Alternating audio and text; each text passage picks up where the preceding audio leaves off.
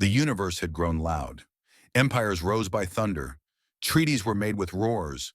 War was a language and everyone shouted to survive. In the heart of it all, the dominion of light ruled. 10,000 systems ruled by brightness, literal and symbolic. Their warships lit up orbitals like miniature suns. Their doctrine was clear: control through illumination. No shadows, no secrets, only obedience beneath the burn. And then came the whisper. It didn't travel by signal. No network caught it. No sensor heard it. Yet across 6 sectors, lights dimmed, not flickered, faded. Planets that had never known night were suddenly drowned in velvet dark. The stars went dark, and it began with her, the girl no one saw coming. She was born in Sector 12J, a mining colony where the sun never set.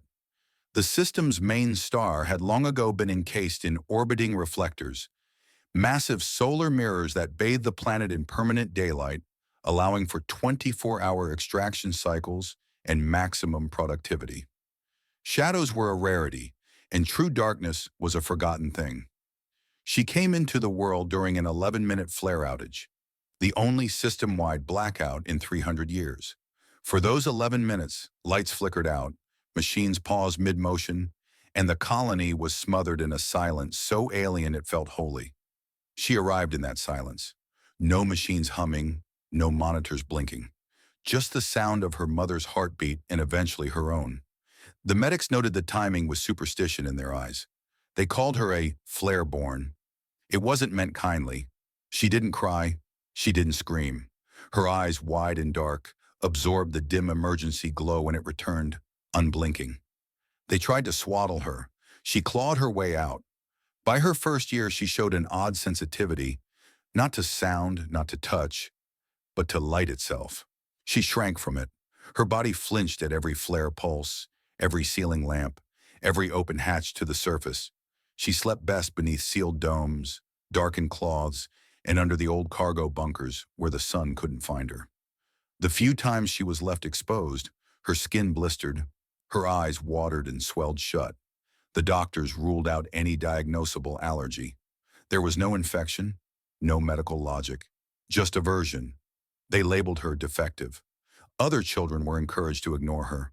She was strange, different. There were murmurs in the administration about transferring her to a research module. Her mother refused, quietly, fiercely. At 2, she didn't speak. The medics called her delayed. The educators tried drills, flashcards, repetitive sound modeling. She stared through them like light through frosted glass. Then one evening, if evening could be called anything in Sector 12J, she lifted a hand to her caretaker and made a series of precise motions. Not flailing, not random, it was a language, not one in the colony's system database. An elder technician recognized it from an old Terran archive, a forgotten dialect of Earth sign, once used centuries ago before the collapse of the blue planet's surface systems. No one remembered teaching it to her. No one in the colony had knowledge of it. It was as if her hands remembered something her brain could not explain. The signing continued in fragments. She never vocalized.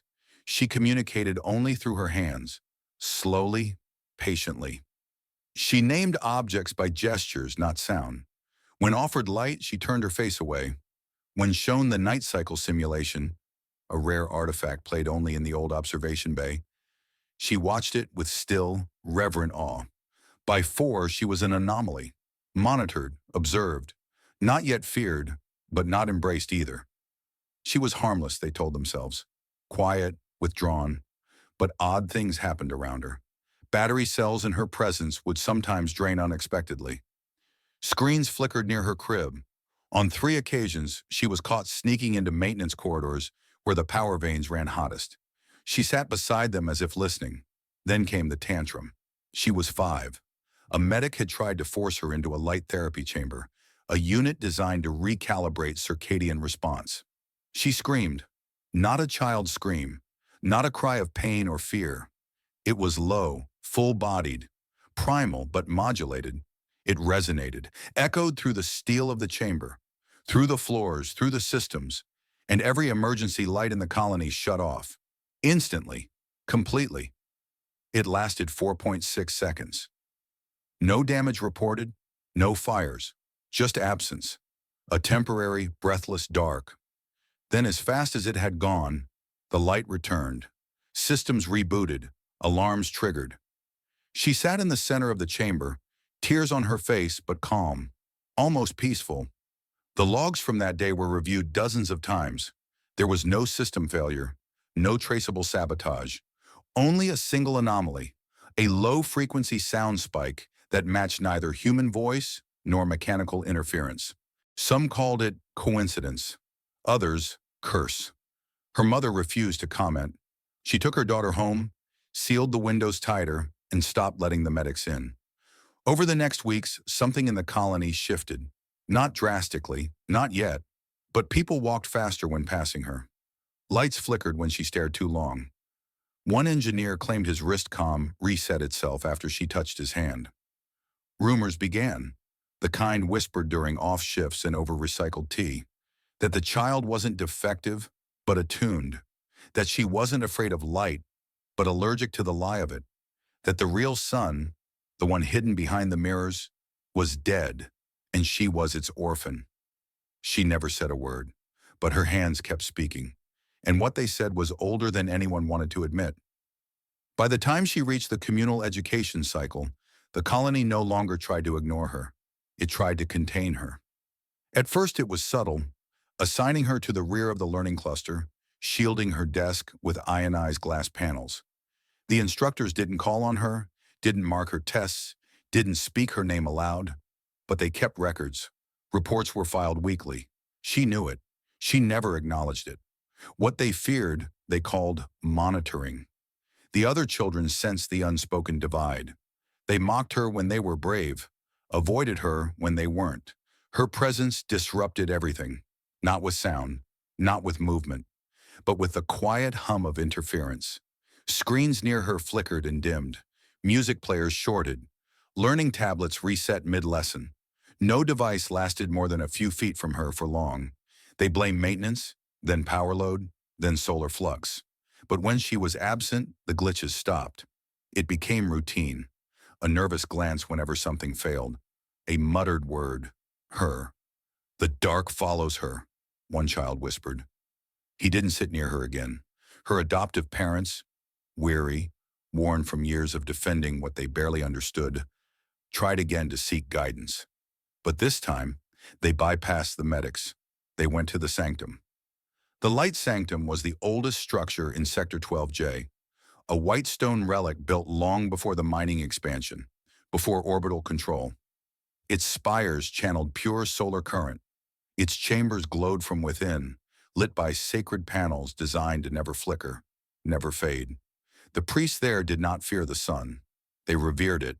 They spoke of the everlight, the divine truth that cleansed the soul. They believed darkness was memory, the kind better forgotten.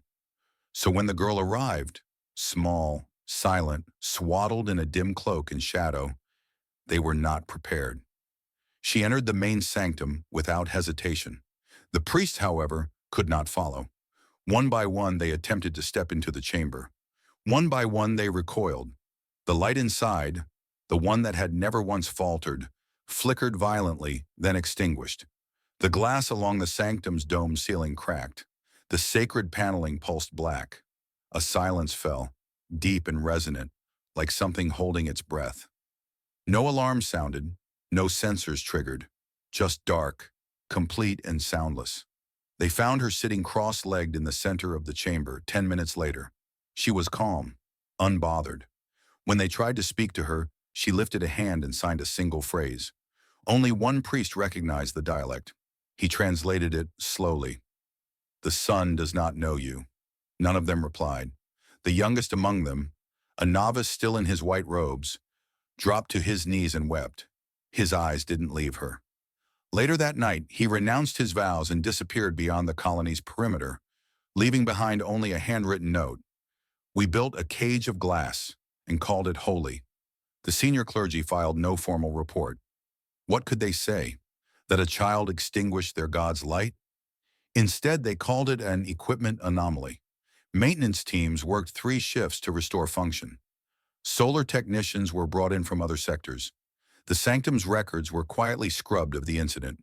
But word spread, not in official memos, not in system logs, in whispers, in side glances, in nervous silences, in the way people shifted when she entered a room. Instructors began requesting her removal from education cycles. Neighbors dimmed their windows when she walked by. Some claimed they could hear faint static when she stood still too long.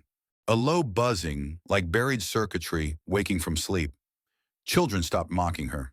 They didn't speak to her at all.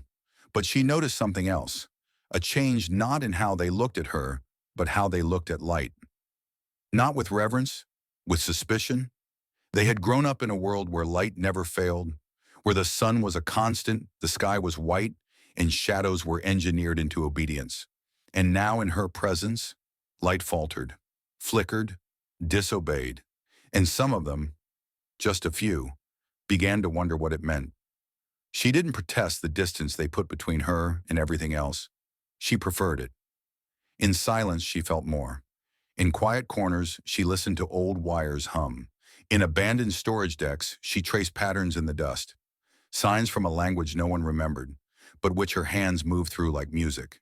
She read books no one had opened in years. Not digital scrolls, but printed pages hidden in vaults. Stories of pre-flare myths, of sunless nights, of constellations long erased from the colony's artificial sky. She wasn't rebelling, not outwardly, but something beneath her stillness resisted. A quiet defiance, a presence like the pause before a circuit breaks. They thought they were isolating her. They didn't know she was listening, to the silences between sparks, to the lies hiding behind the light, to the truth that only darkness could show. She left home on her 16th cycle.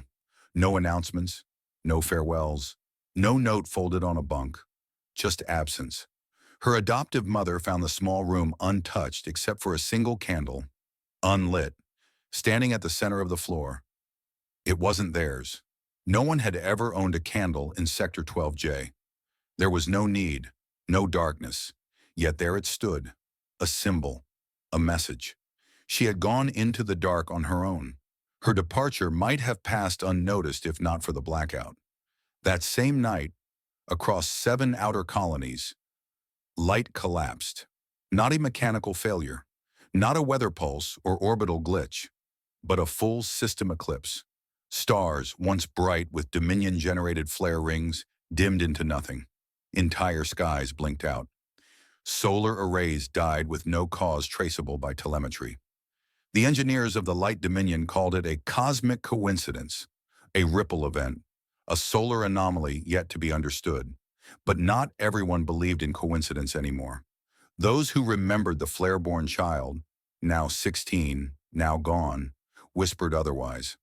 And while the systems scrambled to repair what they could not explain, people in those darkened stations began to hear things. It started as static. Then melodies, soft, ancient, half-remembered lullabies from Earth's forgotten tribes. Songs that no one had sung in generations. Then names, their own names, spoken in voices they hadn't heard since war, since exile, since the long silences of loss. Some broke down in tears, unsure why. Some fell to their knees in the dark, not from fear, but recognition. A feeling like they'd just woken up inside a dream they hadn't realized was a prison. Something had changed, not just in the sky, but in the soul of the galaxy. And across the outer rim, people began to follow a trail. Not one left in maps or beacons, not one blared on broadcasts, but one you felt, a pull toward silence, toward her. No one saw her arrive. She never knocked, never stood in doorways asking to be fed or sheltered. She just appeared, sitting quietly near the generator cores, walking the edge of failing systems, breathing where air scrubbers had failed. She brought no power, but where she stood, people rested. For the first time in years, veterans of the Dominion Wars, old, discarded, broken by the blinding propaganda of everlasting light, began to speak again. Slowly, awkwardly, of dreams, of grief, of how loud everything had become, and how little they had been allowed to mourn. They didn't follow her like a prophet. They followed her like a pause in the noise. One engineer, discharged for mental instability after hearing voices in blackout, found her in an abandoned rim station. She didn't greet him, just looked at him until his hands stopped shaking. He fell asleep for the first time in 5 years. Another woman, once a prisoner of the solar mines, her skin scarred from permanent exposure, claimed that when the girl touched her hand, the burn stopped hurting. Not healed, just quieted. She never spoke, not once. But those who joined her learned to listen, to the air between electric pulses, to the rhythm of machines when they were finally allowed to rest, to each other. They had no name for themselves, no banners, no broadcasts, only stories. Of a girl who once shut off the light in a sanctum, of a child born in the only 11 minutes of darkness in 3 centuries, of a voice that never spoke, but turned silence into language. As she walked deeper into the rim, into derelict systems and ghost stations, others tried to follow, some out of fear, others out of obsession. Dominion operatives sent covert units to track her, not capture, not yet, but contain. They feared uprisings, a new god forming in the shadows. They'd seen that pattern before. But every mission sent to intercept her ended the same way. No reports, no signals, just empty armor, found powered down and folded neatly, as if whoever wore it had taken it off and walked away. Not one operative ever returned with violence. No bloodshed, no gunfire, just absence, and always a single candle found where they vanished. Unlit. This became known among stationers as the Sparkless Rebellion, a name not given by her but by those who could no longer accept the manufactured brilliance of a light that never questioned itself. They didn't rise in arms. They didn't destroy Dominion grids. They just unplugged. They stepped away from the hum. They turned off their comms. They listened to the dark, and in it, they heard themselves. The Dominion tried to retaliate.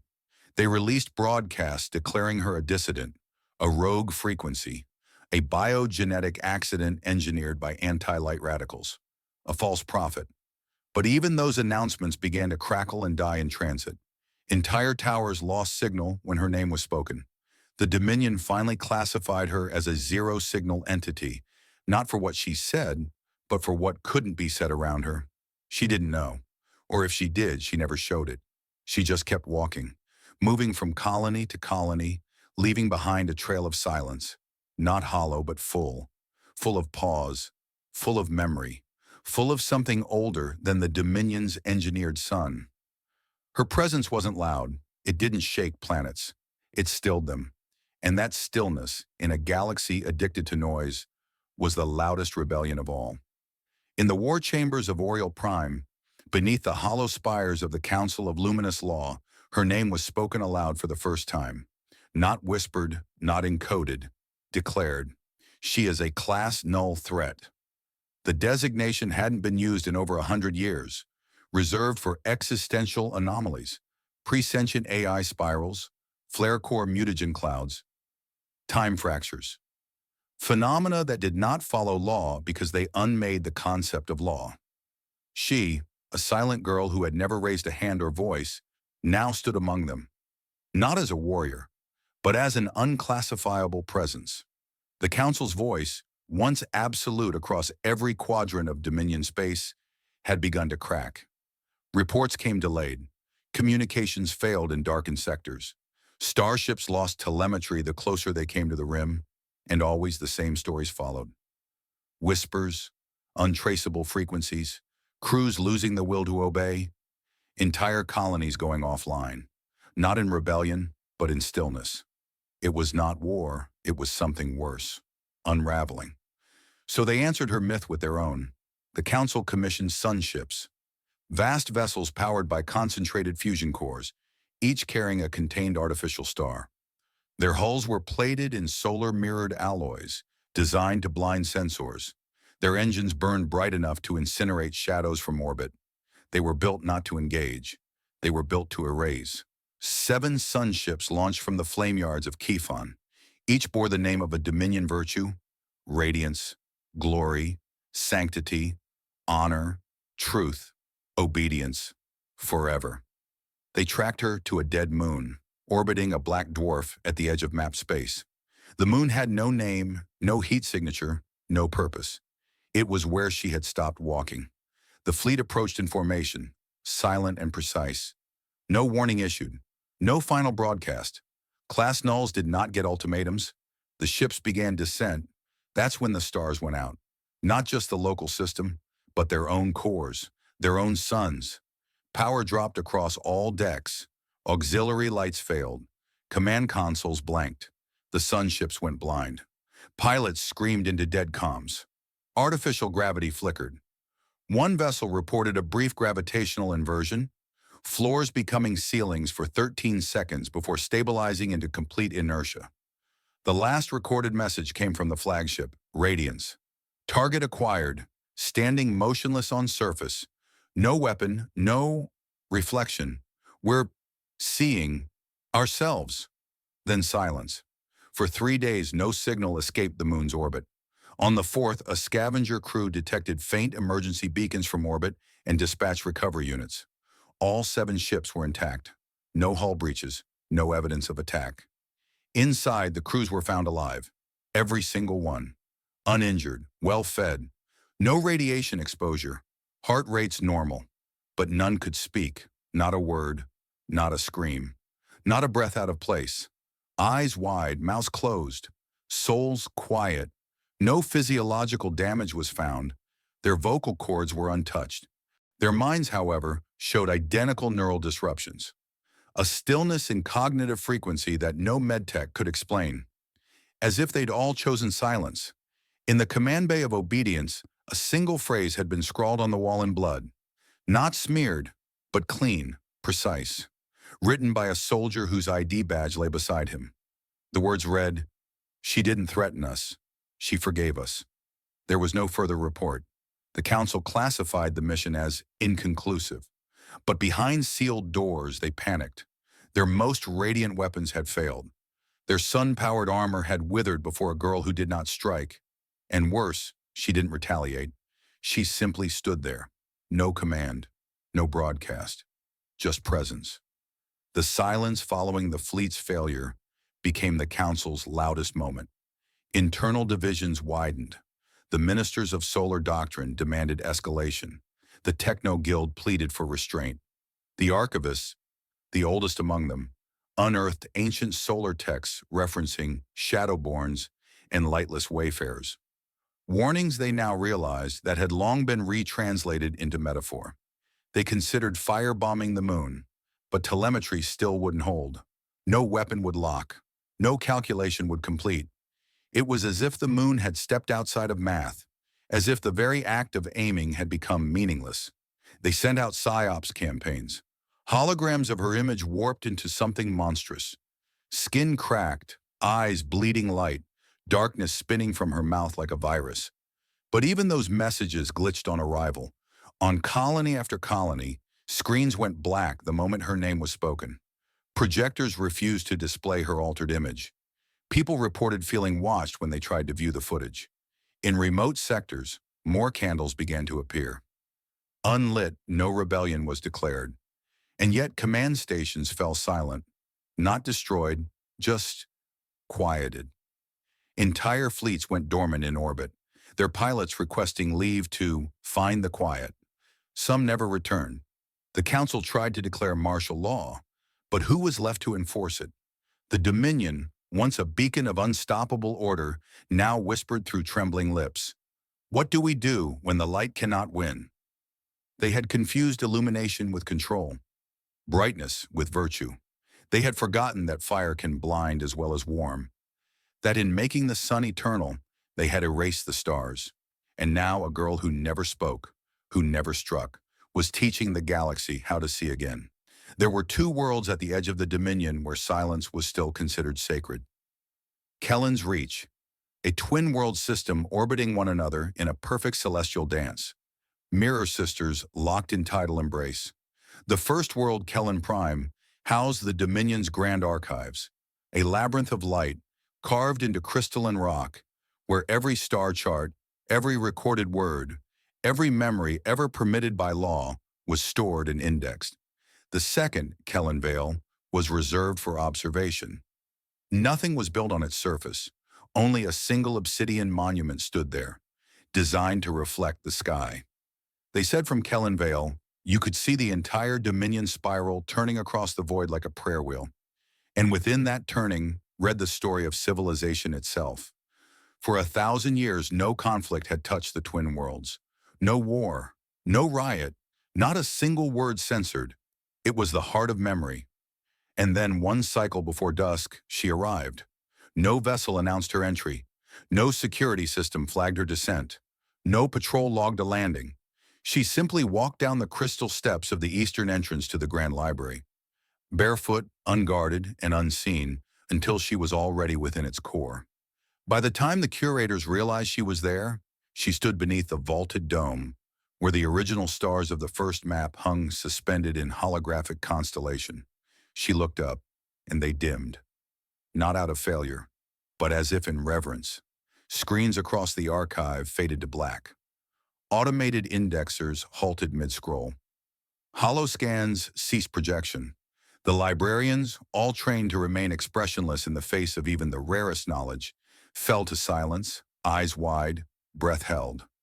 No alarms triggered, no defenses deployed. She wasn't a threat. She was an answer, an echo from before the first question had been asked. She stood still for what felt like hours, though no timepiece could verify. Time itself seemed unsure whether to continue ticking. Then she lifted her head. Her lips moved. Once. A single word. No one recorded it. Not because they couldn't, but because nothing recorded it. Audio collapsed into static. Visual feeds blinked out. Neural implants lost time. Memory drones spun themselves into sleep mode. But every living being present heard it. Not in their ears, in their bones, in the space between heartbeats. And the galaxy responded. Across the breadth of the Dominion, 3,721 stars dimmed. Not exploded, not shattered, dimmed, like breath drawn inward, like eyes closing before sleep. Systems plunged into twilight, not from collapse, but from consent. Pilots looked up through viewports and saw skies they had never imagined. Not dark, not empty, resting. Children asked why the sun had gone quiet, and mothers told them, it's just dreaming. On mining rings, workers paused mid-drill. On spaceports, travelers stepped off transports and stood in silent wonder. On warships, captains found their hands unable to press any button that would shatter the moment. Not one star died. They simply refused to shine, as if in collective agreement, as if they too had heard the word and chose to listen. The scientists scrambled. They ran diagnostics. They screamed into equations that wouldn't solve. They checked for cosmic radiation, for AI interference, for sabotage. There was nothing. No heat spike, no gravitational shift, no weapon. Just silence. Just stillness. And a whisper that none could remember, but none could forget. On Kellen's reach, she exited the Grand Library exactly as she had entered, unescorted, untouched. A group of Dominion historians stood near the gate, unmoving. One of them, an elder archivist who had once cataloged the fall of 7 empires, fell to his knees as she passed. He didn't bow. He just wept. Not from grief, from recognition. When she reached the last stair, she turned once, not to look back, but to pause. And for a breathless second, all of Kellen's reach, every screen, every panel, every lamp, every sun-reflecting mirror, held a perfect image, her silhouette framed by fading stars. And then she walked on, back into the quiet, back into the myth, back into whatever lies between sound and silence, presence and void. For days after, people across the Dominion reported hearing things when they closed their eyes.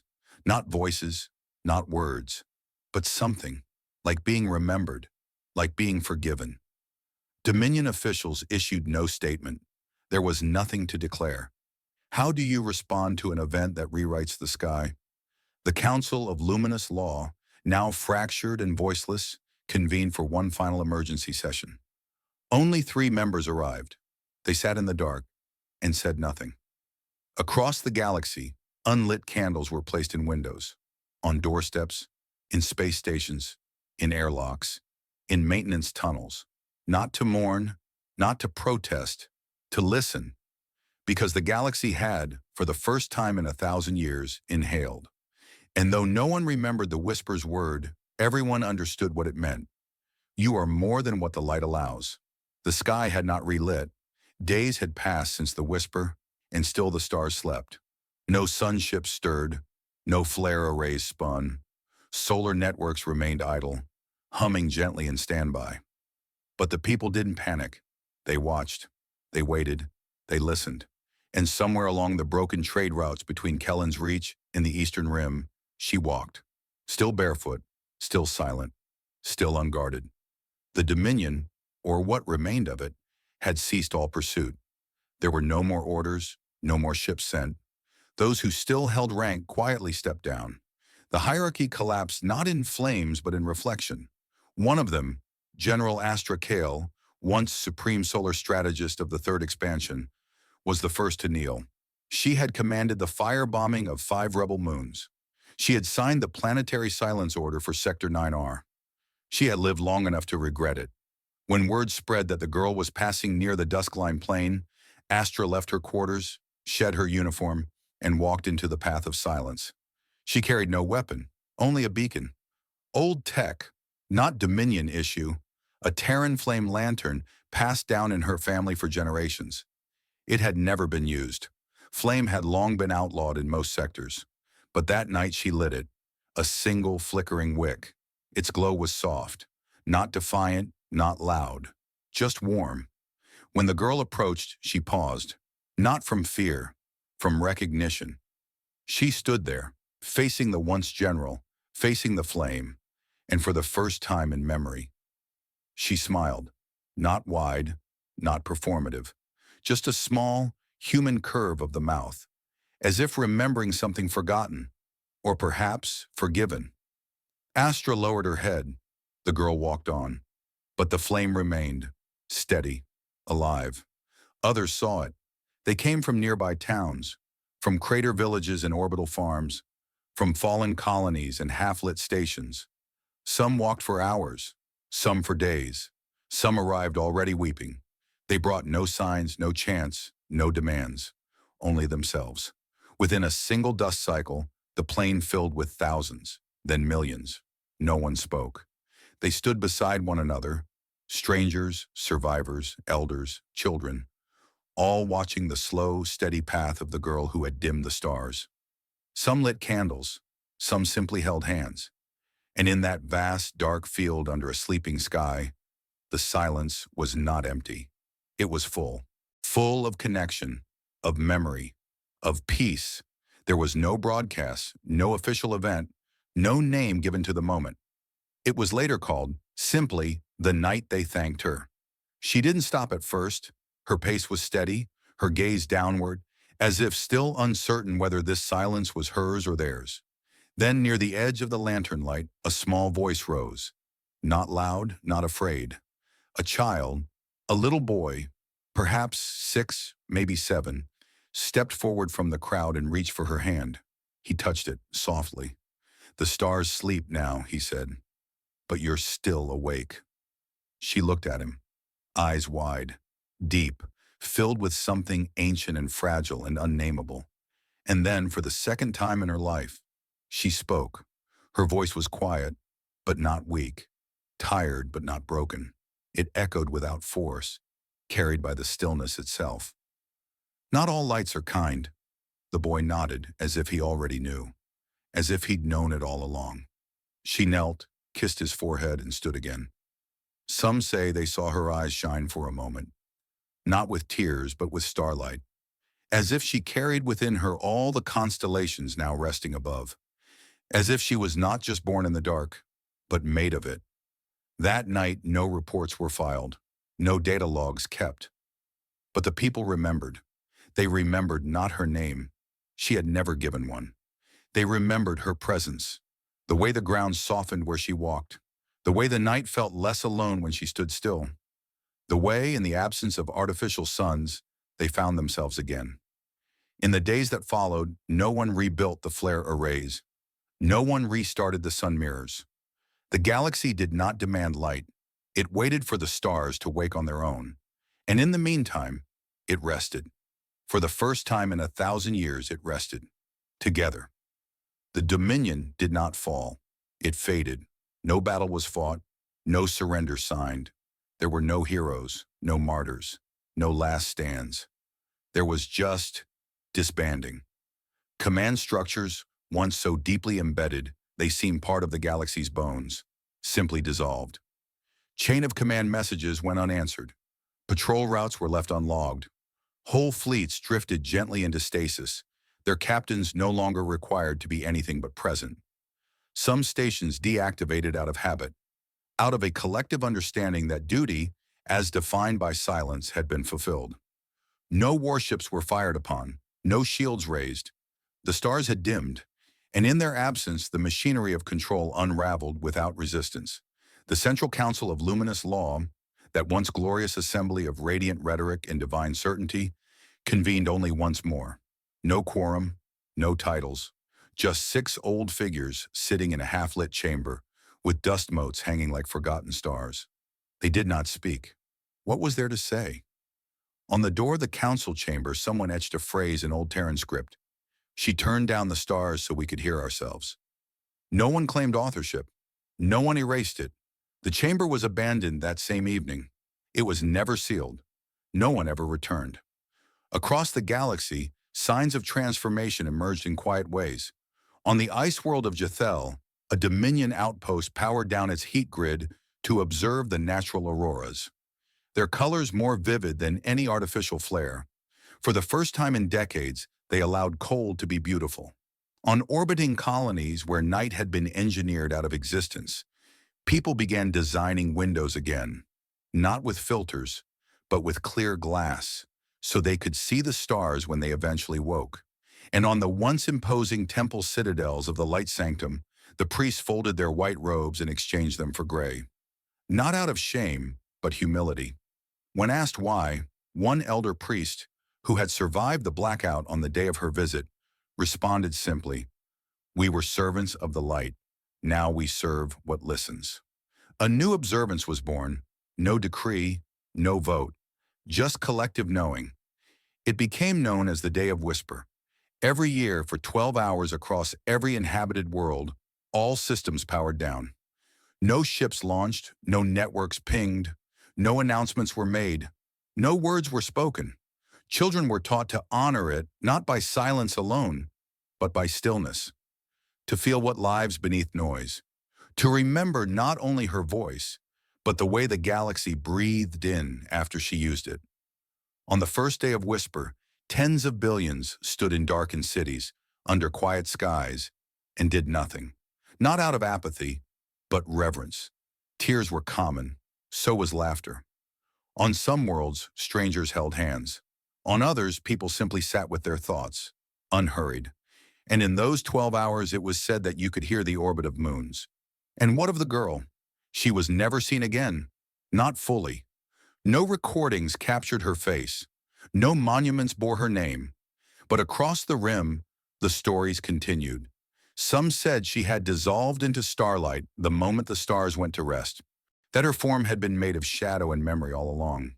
Others swore she still walked, on unlit planets, on derelict moons, in the places no nav charts covered, that she appeared beside those most broken, the grief sunk, the war wrecked, the nearly gone, that she would kneel beside them, touch a hand, a shoulder, a cheek, and whisper not salvation, but something simpler.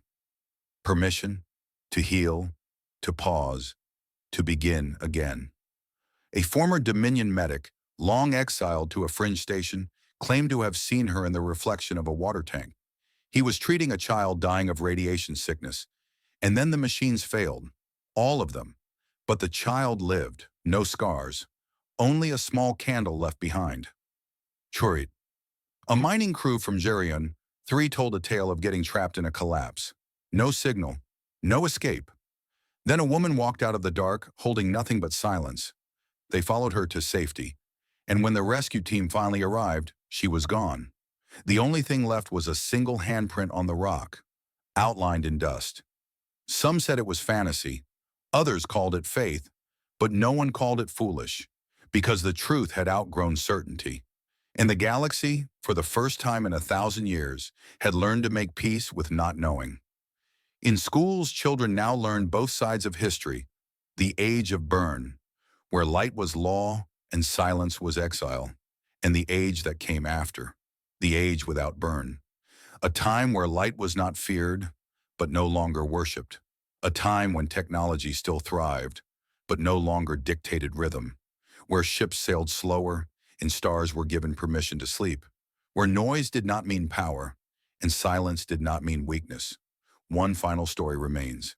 It came from the ruins of the old Dominion capital, the glass and gold tower once home to the command center of the Stellar Ministry. After the fall, it had been looted, emptied, left to dust. Years later, a group of settlers arrived, hoping to reclaim the space and convert it into a sanctuary. They found the tower surprisingly intact. Inside, on the highest floor, they discovered a single room untouched by time. It had no screens, no lights, only a chair and a wall. Etched into that wall were words written in dozens of languages, some long extinct. Most translations failed, but one message stood alone, centered, engraved in a hand that trembled, but knew exactly what it meant.